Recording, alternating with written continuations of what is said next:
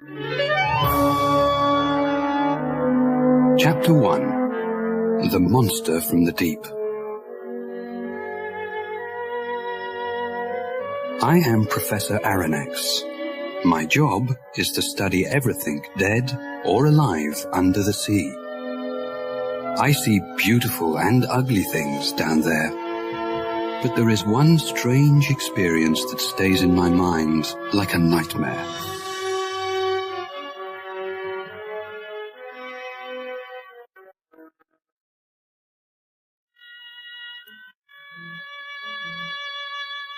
It was 1867. Some sailors said that they saw a dangerous giant monster living in the cold waters of the ocean. Some ships tried to find it and kill it, but they never returned.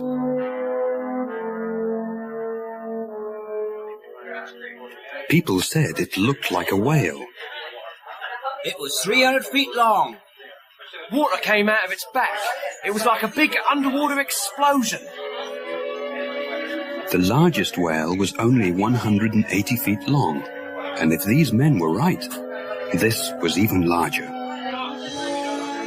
I was famous because I was the writer of a book called The Mysteries of the Great Ocean Depths. When the captain of the American ship, the Abraham Lincoln, decided to leave and look for the monster, he asked me to go with them as an expert. The idea was very exciting. I invited my faithful assistant and good friend, Conseil, to go with me.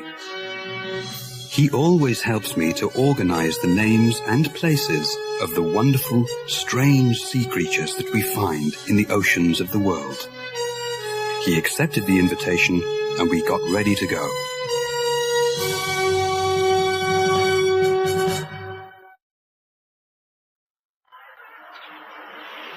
The Abraham Lincoln left New York Harbor on the 3rd of July, 1867. 500,000 people were there to say goodbye. Ned Land, the famous whale killer, was also on the ship. Farragut, the captain of the ship, was a strong and brave man. When we first met, he shook my hand and smiled at me. Don't worry, the ocean isn't big enough for both the sea monster and me. I'll kill it or it'll kill me. All I know is that one of us will die. I didn't like this idea, but I didn't say anything at the time.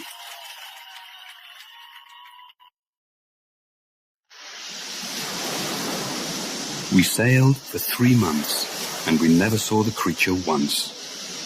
The men wanted to find and kill the sea monster, but after all this time, everyone on the ship started to believe that there was no monster. And then, it happened.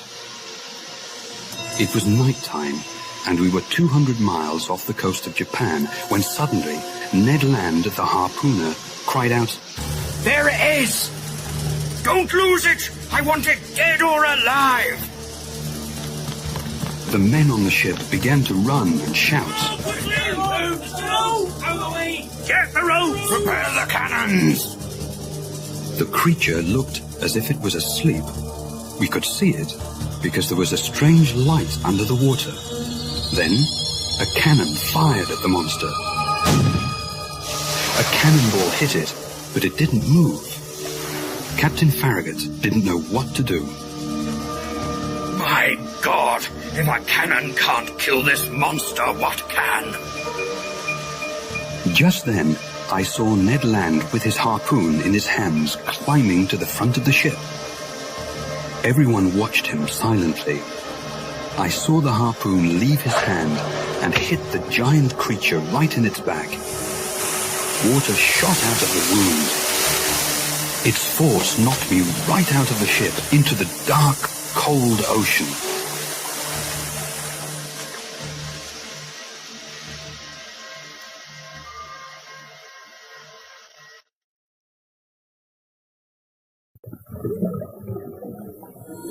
Chapter 2. Saved from the Ocean. I found myself underwater. It was very cold, and I tried hard to get to the top and breathe. When my head was finally above the waves, I saw that the Abraham Lincoln was more than 100 feet away. Help! Help! No one could hear me. My clothes felt heavy in the water. I felt something touch me on the leg. I was terrified. I thought it was a shark, or even the monster. Sir, are you all right, sir? Thank God. It was my faithful assistant, Conseil. Conseil, my boy, what are you doing here? When I saw you fall into the water, sir, I felt it was my duty to follow you. But why did you risk your life to save mine? Your life, sir, is more important than mine. Thank you. You are a true friend. But what happened to the ship? I'm afraid the whale hit the ship, sir. It can't turn around. It was true. The Abraham Lincoln moved away from us. It couldn't turn back. It was dark, and we knew that we had to stay in the water for the night. We hoped that in the morning, someone from the ship could see us, if we were still alive. We were tired. We tried to help each other swim. The moon came out from behind the clouds, and we saw that the Abraham Lincoln was too far away. Just then, we felt we couldn't swim any longer. At that moment, I touched something hard. I thought it was a rock, but then I realized it was metal. Conseil and I held onto it, and then we heard a voice. Hey, over here! It was Ned Land's voice, but we couldn't see him. We tried to move onto this strange metal object to get close to him. It's me, Ned. Ned Land. Did you fall into the water too? I sure did, and it was a good thing I landed on this. I landed on the monster. Monster?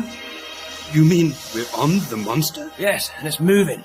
Only it's no monster, it's a ship. He was right. What all of us thought was a large whale was a 300-foot-long underwater ship. Ned sat on a platform which was on top of the ship. We knocked on the ship's sides, but they were too thick, and no one heard us. We heard the noise of the ship's engine. I only hope it doesn't go under the water. The mysterious ship began to sink before Ned finished his sentence. Help! Help! Help! Suddenly, the ship stopped sinking. A short man in strange black clothes opened a secret door on the top of the ship. When he saw us, he ran back inside, frightened. 2 minutes later, 6 large men with black masks came out, took us by the arms, and took us down inside the ship.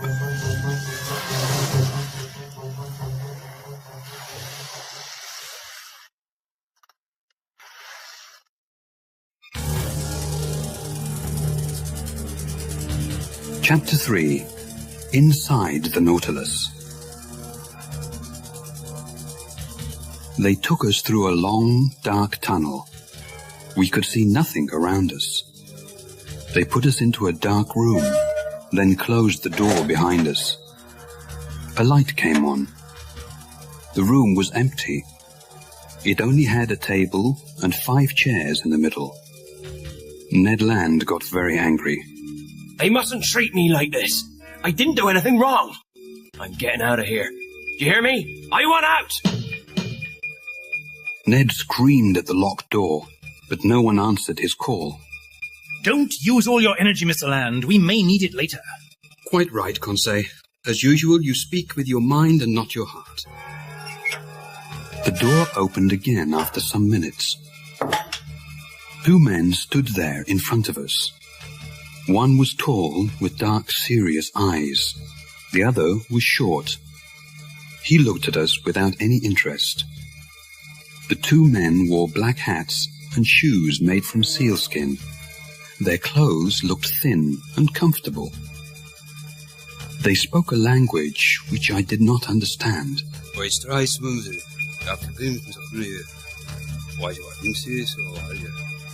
spoke to them in French, German, and English, I told them our story, but they did not seem to understand. Mr. Land got angry again. You listen to me. You let us off this ship, or... There's no reason to be angry, Mr. Land. It is I who should be angry with you. The tall man was calm, and he spoke perfect English. He surprised all of us, and we didn't say a word. You are on the Nautilus. I am its captain, and my name is Captain Nemo. This ship and my own life is a secret to the outside world. I do not want to see that world again. I live here under the sea. You will stay here with me, but you will have the same freedom everyone else on the ship has. What does that mean, Captain? That means that you are free to see all the wonderful things under the sea. No man in your world can ever see these things. I am saying, gentlemen, that you are very lucky. You mean we'll never go home again? That's impossible. Mr. Land, you gave me no choice. I do not want anybody to know my secret. You attacked my ship. You found me. Now you must do what I say.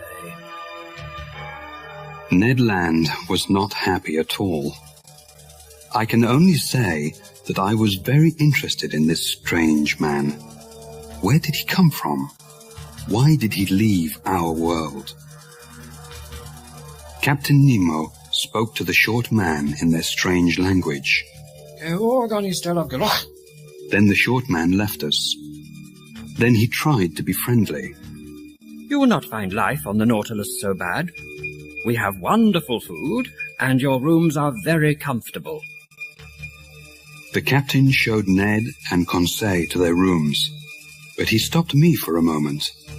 Professor, may I show you something? Why, of course. Captain Nemo took me down to the bottom of the Nautilus, where there was a room like a large museum. It had pictures by famous painters on the walls and glass cases with beautiful shells from the sea. I read your book, Professor. You know a lot about sea life. You see, I enjoy sea life. You have things here that most people only read about, Captain. Well, I enjoy this room, but what I really prefer is looking out there. The captain pressed a button, and two of the walls opened up. Behind them, there were large glass windows looking out onto the sea. A white light coming from the ship made everything easy to see. I stood in front of the window like a small boy at the zoo, and believe me, I didn't feel at all like Captain Nemo's prisoner.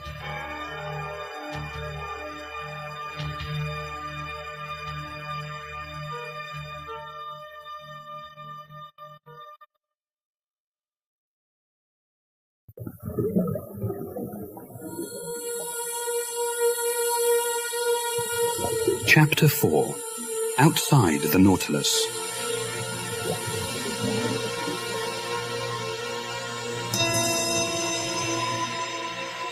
The Nautilus traveled underwater, watching the mysteries of the ocean. The captain and his crew were excellent hosts. They gave us wonderful seafood, and we were free to visit any place we liked on the ship. We traveled near the coasts of Australia and Papua New Guinea. I enjoyed seeing all the strange sea life of these waters. I had enough information to write a new book. But Ned Land was not happy on the Nautilus. He was a whale hunter, and his life was above the water, hunting whales. One morning, he asked Conseil and me to go to his room to talk. I want to talk about our escape. Our escape? We're underwater. How can we escape? Not now. This ship goes above water every 2 days to fill it with clean air. When we're near land, we have to try to escape.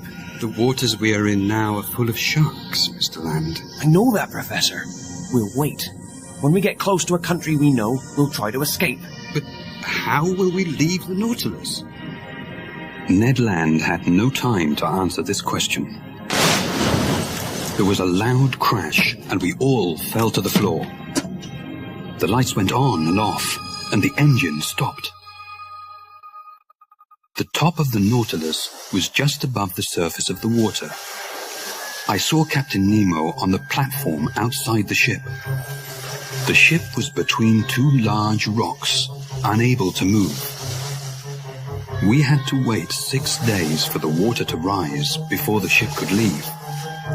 The captain didn't seem at all worried. The sea brought us here. The sea will take us away. We were very close to Papua. I could see it from the ship. Ned Land asked the captain if we could go on land and hunt some animals, because he didn't want to eat fish. Captain Nemo let the 3 of us go. This didn't surprise me at all. There were only cannibals on Papua. We couldn't escape because they would kill us. There was a small boat on the Nautilus which we used to get to land. Captain Nemo gave us guns, and we were all excited to return to land and feel free again.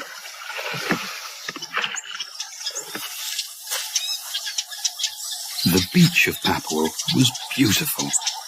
It had soft, white sand and 200-foot-tall palm trees. We found bananas and coconuts, and we made a small camping area for the day. Some wild animals came out of the forest and ran away. Conseil was at first frightened. I thought they were the cannibals. Don't worry, Conseil. It's not yet lunchtime. We all laughed, then continued looking for fruit and vegetables. We walked through the tropical forest. We were so excited by this new adventure that we forgot where we were walking. We were far from the beach. I felt something small hit my head. I think I was hit by a rock. A rock? There's another. Suddenly, we saw others moving through the forest. Professor, Sir. we are not alone. There were cannibals everywhere. We ran back to the beach. They followed us. They carried spears and shouted in a strange language.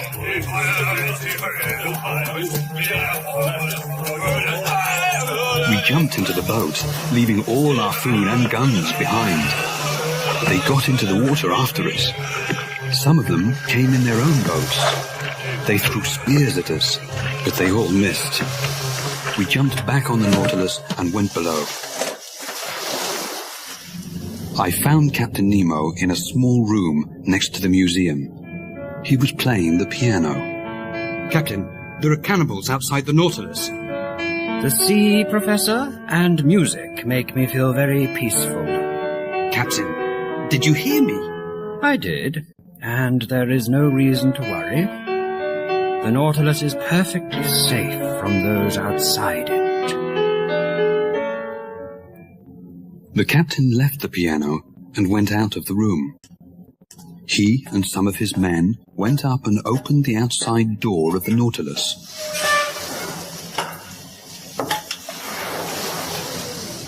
Several cannibals looked down inside.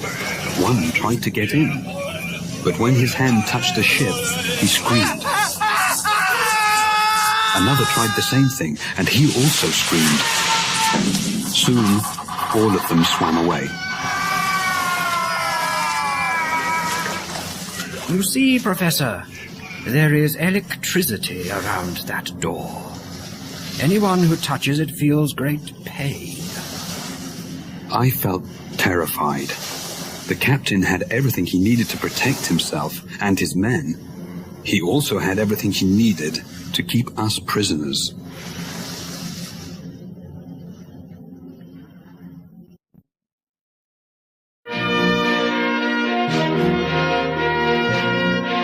Chapter 5. An Underwater Cemetery. The Nautilus was finally free of the rocks near Papua. We now travelled east, past Australia, and into the Indian Ocean. Life on the ship was normal again. We sometimes stopped on the ocean floor and walked outside the ship. We wore special suits. They had large glass heads with special tanks filled with air so we could breathe. Ned Land still wanted to escape, and he thought about it every day. But now that we were in the Indian Ocean, there was nowhere to escape to.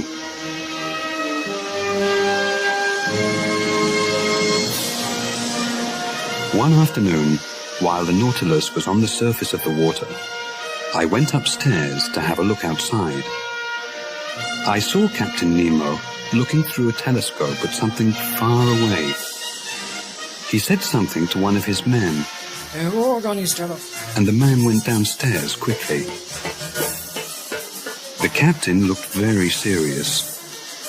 I had a small telescope with me, so I put it up to my eye to see what he was looking at. At that moment, I felt a strong hand knock the telescope away from my eye. Professor, I want you to go below. You, Mr. Land, and Mr. Conseil will stay in your rooms until I say you can leave. May I ask why? No. There was nothing more to say. Captain Nemo was upset about something, and he had the power to tell us what to do. I went to my room quietly. They served our dinner in our rooms. I fell asleep quickly. When I woke up, I thought that they put something in our food to make us sleep. The next afternoon, Captain Nemo suddenly opened my door. He came in with one of his men. He looked very worried. Professor, do you know anything about meds? Do you mean, am I a doctor? Yes. I know some things. Why? I have a man who needs help. Could you have a look at him? Of course. Captain Nemo took me to a room where there was a man lying on a bed. He had white bandages on his head. There was blood on the bandages, and the man looked very sick. He was cold and white. I told Captain Nemo that he would not live. The captain's face changed. He looked very sad, and there were tears in his eyes. May I ask what happened? The captain turned away from me. What does it matter? A man will die. Isn't that enough? Captain Nemo surprised me. At times he could be cold and serious. Then he could cry for a member of his crew. You can go, Professor.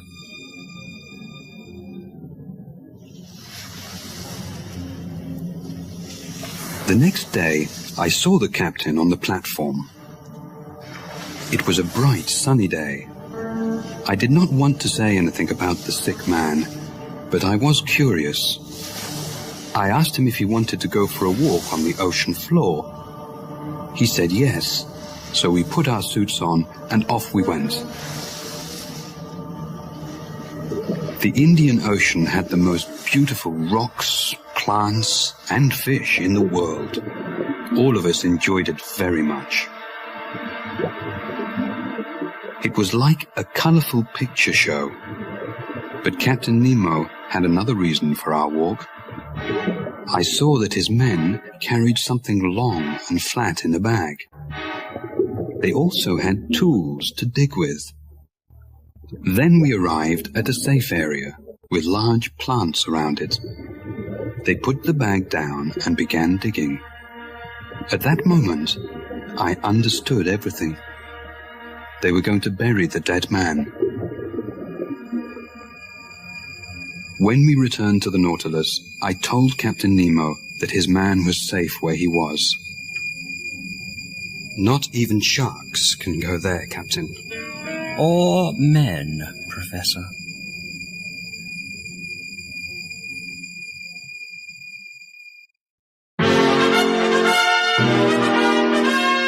Chapter 6. The Giant Pearl and the Shark.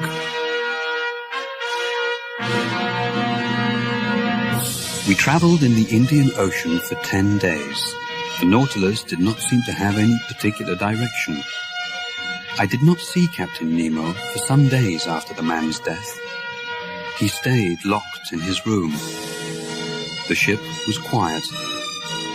One day, Conseil, Ned Land and I were in the museum room. We were looking through the underwater windows at the beautiful fish. I wanted to know what the others thought of Captain Nemo. Conseil said, I think he's a scientist who never had any success. That's why he's here under the sea. He's not famous, and he's angry about that. I think he's crazy, and we will die here unless we escape. I think you're both wrong. He's angry about something. He is not free here. He loves the sea, yes, but there is something missing from his life. Maybe he blamed someone for that, and I think he wants to hurt that person. As I said this, the walls closed over the side windows, and Captain Nemo walked in. Would you like to go pearl fishing? This is the richest part of the world to fish for pearls. We all looked at each other and agreed. We were prisoners, but it was exciting to see all of the mysteries under the sea.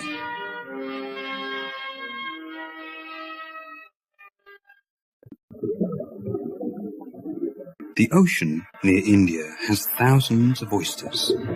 The pearls inside them can cost hundreds of dollars.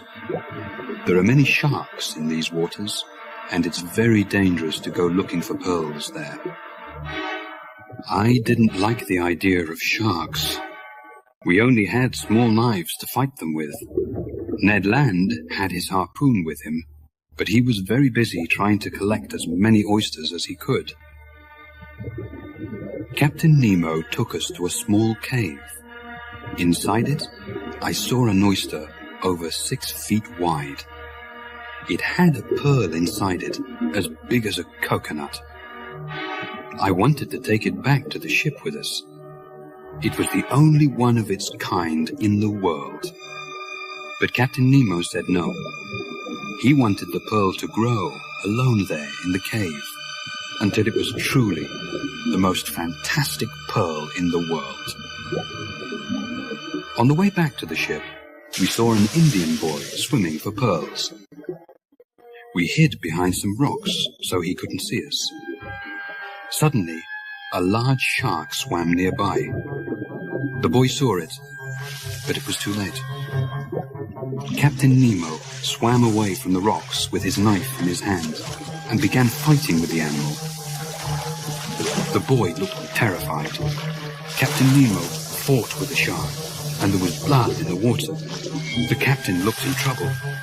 Immediately, Ned Land attacked and killed the shark with his harpoon. The captain was safe, and I was so surprised that I couldn't move. When we got back to the Nautilus, the captain thanked Ned Land. You saved my life, Mr. Land. Thank you. Don't thank me. I kill sharks and whales because it's my job. I didn't do it for you. Come, Mr. Land. That's a horrible thing to say. It's all right, Conseil. I understand, Mr. Land. I saw in his face that he did understand Ned Land. We were prisoners. Ned Land's only thought was to escape. Captain Nemo understood that thought. He would feel the same way if he were in Ned Land's position.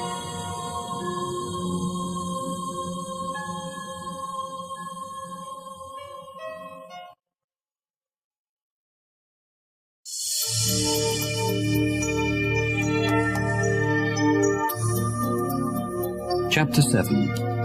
The Lost City. Captain Nemo took us north through the Indian Ocean to the Red Sea, but the Red Sea had no exit. As we got closer to Egypt, I went upstairs to the glass room at the top of the ship. It was dark outside. We were a long way under the sea.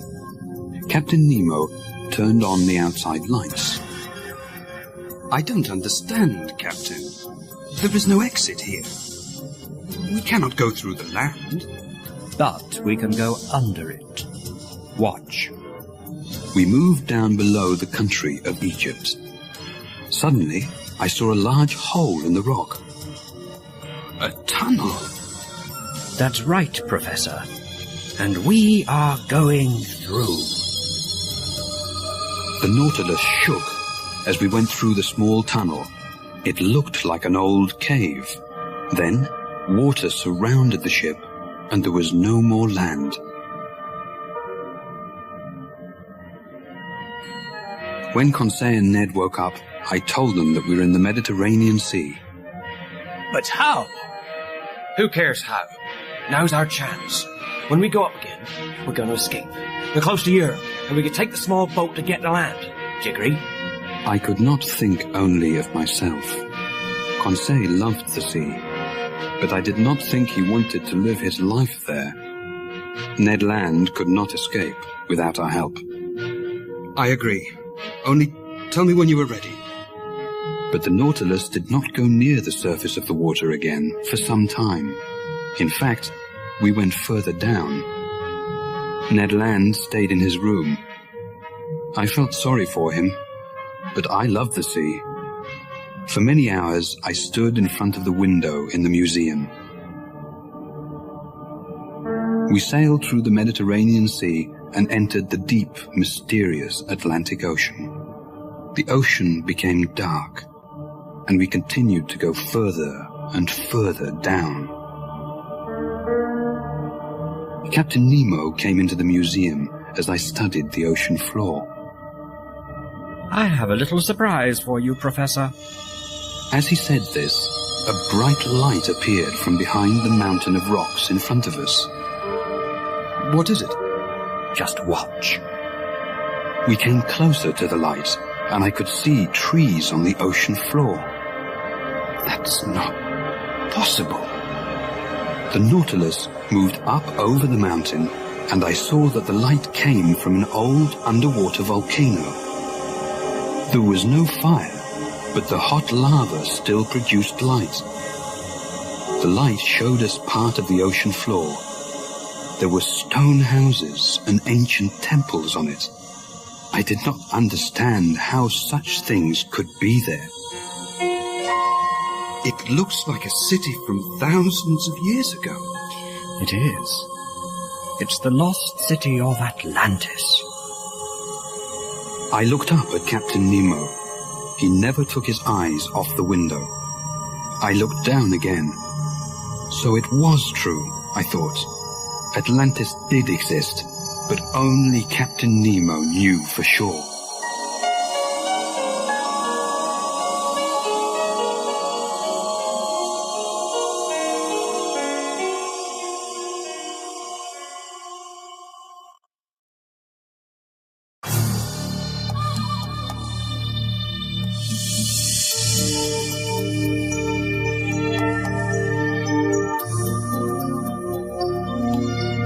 Chapter 8. The Giant Squid. We travelled through the Atlantic Ocean down to the South Pole. We went under the ice and came out on the other side. Imagine what we saw. Penguins, whales, polar bears, dolphins, icebergs. It was like a dream, and we saw it from the inside of the Nautilus. We continued up the coast of South America. Finally, we came to the warm waters near the Bahamas. Who could be unhappy? Only one person, Ned Land. Conseil, Ned and I were in the museum, looking out at old stone walls, 5,000 feet under the sea. There are giant squid in the holes of those walls. Come, Professor. You don't believe that, do you? What giant squid, sir? Well, the giant squid is really just a story. Many people like to tell stories about giant squid, but no one knows if they're true. But I know one man who said he saw one. How long was it? 20 feet. Did it have 8 tentacles like snakes coming out of a big round head? Yes. And did it have a mouth and nose like a bird's? Yes. Why, Conseil? Because I think I see it right there. I looked out of the window, and there was a 25-foot giant squid. It moved close to the Nautilus, and it hit the window with its long tentacles. The Nautilus was too strong for it, but it was a very frightening creature. Soon, other, smaller squid came near the window. They all wanted to attack the ship. They did not know what it was. Suddenly, the Nautilus stopped. Captain Nemo came into the museum. Is something wrong, Captain? Yes. One of those ugly creatures is caught in our propeller. What can we do? We can take the ship up, then try to free the monster. Captain Nemo never thought of danger. He thought nothing could stop him, his men, or his ship. We all went upstairs. Captain Nemo gave us all axes to cut the squid's tentacles if they attacked. One man went to open the door to the platform. As he opened it, a long, thick tentacle of the giant squid came inside like a snake and pulled the man outside. We all ran up the stairs. Outside, 6 or 7 small squid moved along the top of the Nautilus, throwing all their tentacles at the ship and its men. We fought them with our axes, but the large one, the one with Captain Nemo's man in his tentacle, stood holding the man in the air. The man cried for help. I was surprised he spoke English. Captain Nemo attacked the giant squid with his axe. He cut off some of its tentacles. I thought Captain Nemo would save his man. Then I saw Ned Land with his harpoon in his hand. I thought he was going to kill the captain. Ned, don't! But I didn't need to stop him. One of the smaller squid knocked the harpoon out of his hand and threw Ned down. The squid was about to pull him into the sea. Captain Nemo saw this, cut off the squid's tentacle, and saved Ned Land. You saved my life! Didn't you do the same for me? Yes, but... Captain Nemo did not wait for the answer.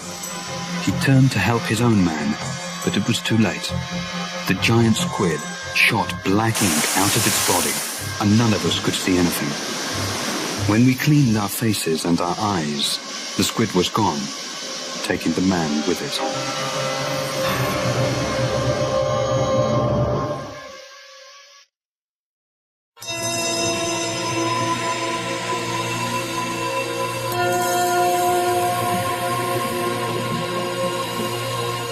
Chapter 9. The Battle. The Nautilus was quiet again. The only sound we could hear was the ship's engine. Captain Nemo stayed in his library. I didn't see him for several days.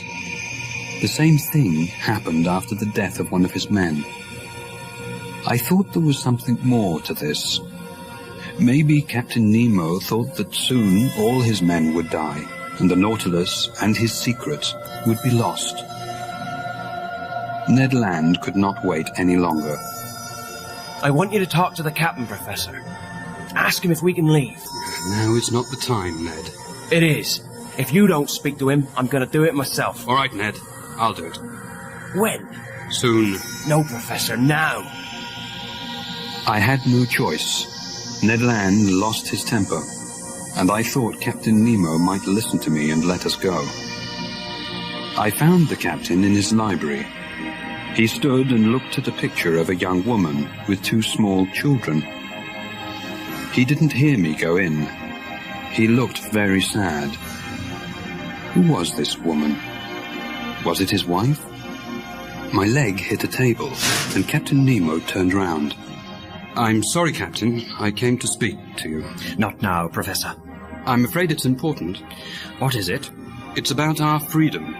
The men and I need to know what you plan to do with us. I already told you. Captain, you can't expect us to stay on this ship forever.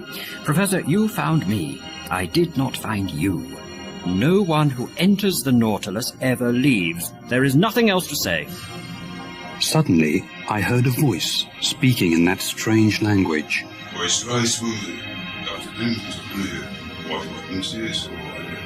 The voice came from another room. It was one of the captain's men. The captain became very angry. Professor, I want you to go to your room. I left the captain but I didn't return to my room. I went upstairs to the platform. There I found Ned and Conseil. Sir, it's a ship. There was a ship traveling very fast towards us. Hey, we're over here! Ned Land tried to call the ship over. The ship answered with cannonball. They're firing at us! Hey, over here! Don't shoot! Suddenly, Ned Land saw Captain Nemo. I want all three of you to go to your rooms now. The ship came closer. Captain Nemo's men got ready to fight it. This is my real enemy. They killed my friends and family. Now it's my turn to kill them. Captain Nemo put a black flag on the Nautilus with a yellow N in the center of it. We all went down inside the ship. I watched the fight from the glass window in the museum.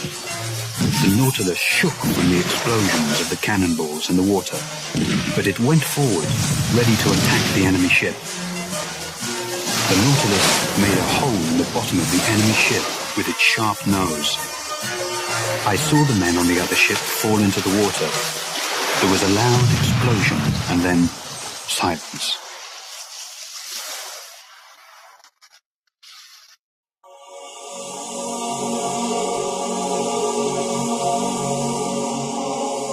Chapter 10. The Whirlpool.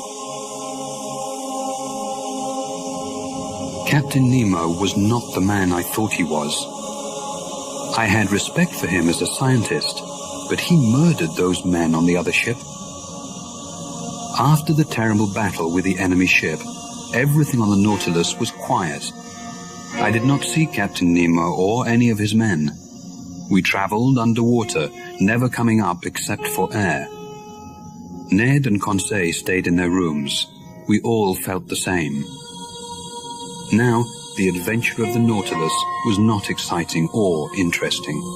It was ugly and deadly. The only thing we wanted was to escape. Ned Land came into my room one night and woke me up. We were in the North Sea, near the coast of Norway. Professor, wake up. The boat's ready. Now is the time. Can you see land? Yes, about 20 miles away. We have to try. I agree. I'll go up first. Conseil is there. Wait for 2 minutes, then come up after me. If anyone stops you, kill him. Ned Land put a fishing knife in my hand and left the room. I looked around one more time. This was my home for 9 months. For most of that time, I enjoyed it, but now I had to leave. As I walked through the museum to the stairs, I heard music coming from Captain Nemo's library. I listened to him playing the piano, and I thought I heard him say, "Enough, oh God, enough." Those were Captain Nemo's last words.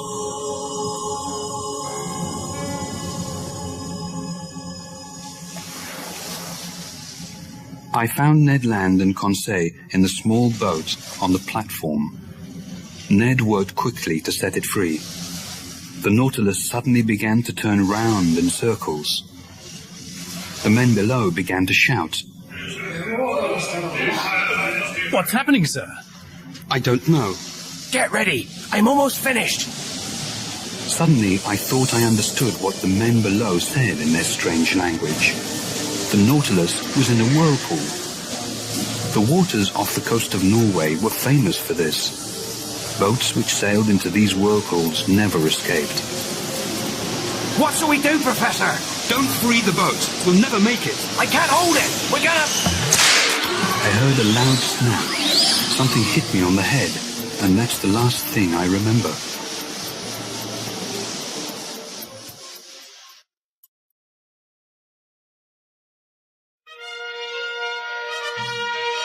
I am writing this now some months later. I am safe now. The whirlpool threw our boat away from the Nautilus. Some fishermen found us and took us to the shore. I do not know what happened to Captain Nemo and the Nautilus. Maybe he is still alive, living under the sea. All I know is that we traveled 20,000 leagues under the sea, from the Pacific to the Indian Ocean, through the Red Sea and the Mediterranean, across the Atlantic and to the North and South Poles. I saw things that no man from my world will ever see. It was a strange and wonderful adventure, one I will never forget.